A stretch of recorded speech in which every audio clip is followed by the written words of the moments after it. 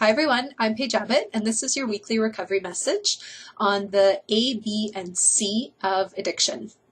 Last week I talked about what is addiction using the ASAM definition of addiction as the jumping off point. This week I'm going to elaborate on the characteristics or traits of addiction as also laid out within that definition of addiction, initially developed by the American Society of Addiction Medicine. There actually are 5 traits, so the A, B, C, D, and E. But because of the limited time, I'll just talk about the A, B, and C this week, and in future messages I'll elaborate on the D and the E. So the A characteristic is the inability to consistently abstain. So this feeds back to the chronic part of addiction being a primary chronic brain disease. That what this means is even if people are consciously pursuing abstinence and choosing recovery, there may still be flare-ups in the disease from time to time. And these flare-ups in addictive activity may result in people relapsing or going back to their problematic substance or behavior. Again, this doesn't necessarily mean that someone isn't in recovery and isn't consistently pursuing abstinence. It just means that there are those internal barriers that are thrown up by the disease. So A is that inability to consistently abstain. The B characteristic is impairment in behavioral control. So what this refers to is more the kind of obsessive, compulsive, impulsive part of the disease that does tend to impact behavior. So this can refer to when, let's say, people are trying to set limits, and maybe I'll only have 2 alcoholic beverages when I go out in an evening, and find that they're often going over that internal limit that they've set. So they're having that impairment in behavioral control. Despite desire, despite as much willpower and conscious decision making as they can muster, challenges still ensue.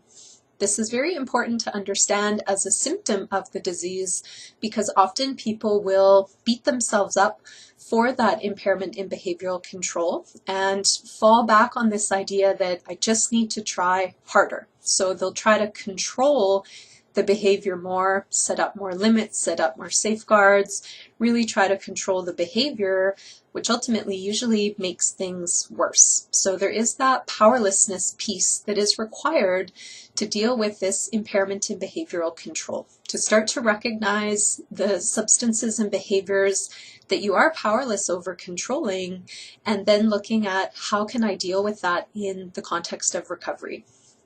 The C part of the disease are cravings. So these can come while people are still actively engaged with a substance or problematic behavior, and they can also come afterwards when people have gone down the path of continued abstinence as well as choosing recovery. So cravings can refer to those physiological desires for a substance or a problematic behavior.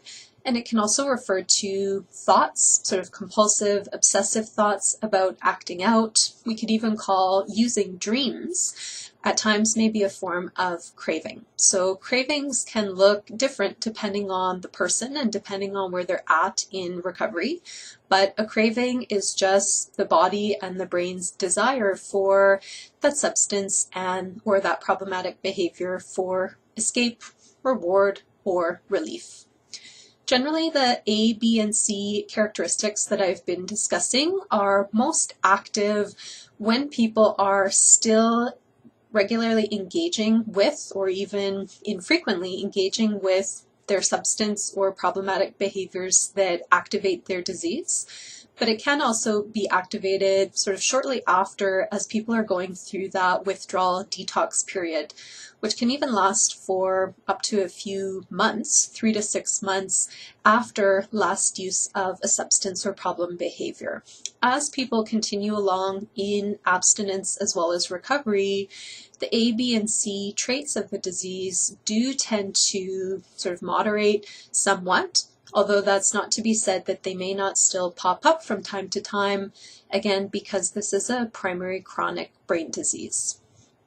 I would encourage those of you who are watching who have addiction yourself to maybe do a bit of a check-in and an inventory on where you're at with the A, B, and C with regards to substances as well as behaviors in your life. And if you can identify that A, B, and or C characteristics are at play, then that may be a behavior or a substance that would be important for you to look at in the context of your recovery. And you may need to look at pursuing abstinence with part of that behavior or certain aspects of it, if not the whole thing, as well as using recovery to really look at what parts of this behavior are activating my disease. So I hope that this gives you some idea into what the A, B, and C parts of the disease look like.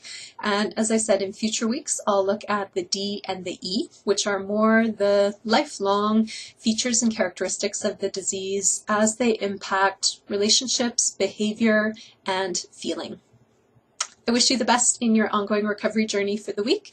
Thanks for watching and sharing the video, and I'll see you next week. Bye for now.